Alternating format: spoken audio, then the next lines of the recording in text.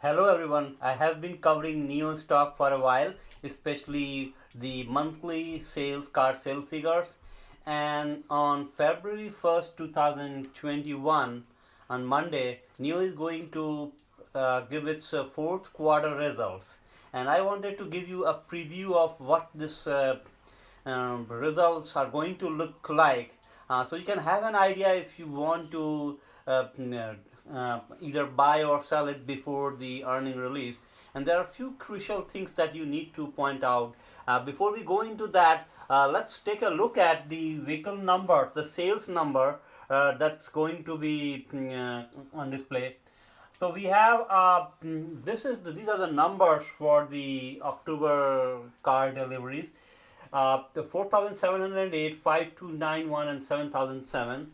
The total is a little over 17,000 car sales. Now the key thing that we need to keep in mind that this dramatic increase is coming primarily because in October Neo started selling its EC6 models, and in October I think there were only very few, maybe some like 15 or 20 car sales, but in November and December they dramatically increased, and that's where the bulk of this increase is coming from. So obviously this fourth quarter numbers are going to depend upon this number, this 17,000 number. So if you want to have a very quick feel of that number, just multiply this 17,000 with 50,000, which is the average price of each car it sells, and that figure it comes to $850 million.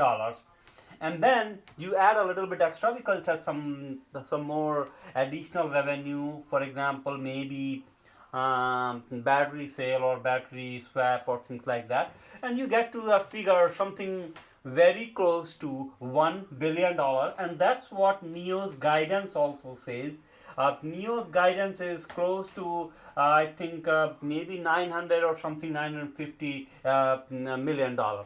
So that's what about this thing, and that's pretty much known. And Neo has a guidance of or analyst expectation is of 7 cents per share of loss, which is not a very important figure at this point, because we know that Neo has a lot of cash in hand and it's going to keep improving over the period of time, and we are sure that it's going to marching towards the profitability. The key thing that you want to keep in mind are two things. Number one, its January figure is 7,225. Now, if you compare this number with this, it looks a little only increase a little bit.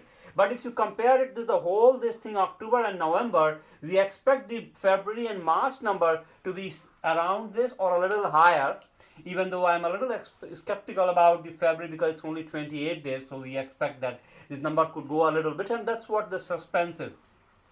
And if you multiply the 7,000 by 3, you get a figure somewhere close to 22,000. Now this 22,000 starts looking much better than 17,000 number. And if you multiply this 22,000 car sale number with 50,000, you get a 1.1 billion sale, and add another extra 10% for other things, so you get close to 1.2 billion or a little more than that sales.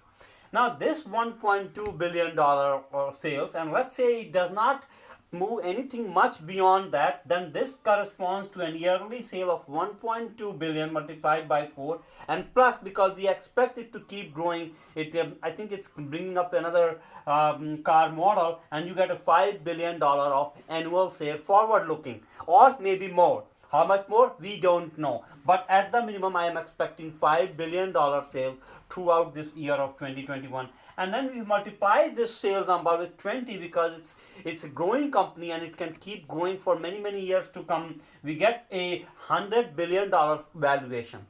Now, if you go back to the current price of February 26, the total valuation is of $71 billion, which seems that there is still some upwards movement left, and probably there is, you can probably jump even now, even if it's not too late, but you have to keep few things in mind.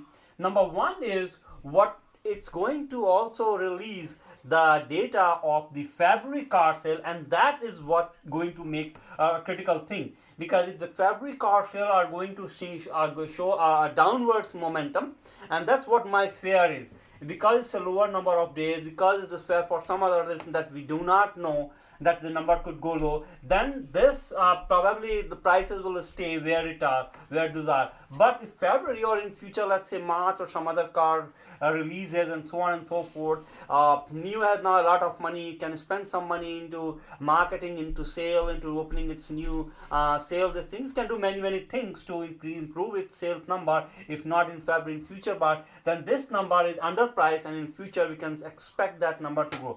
So temporarily it can improve because the next quarter projection could be much better. That's one reason why these prices can go up, and the next complete year 2021 projections could look good, but it could go down because of some short-term February car sale numbers and so on and so forth. So we look forward to what these things are going to look like, but I expect a little bit of volatility around the first March, when it's going to give its result. So thanks for taking a look. If you like this video, if you want to me to cover more about this new or other stock, just let me know. Thanks.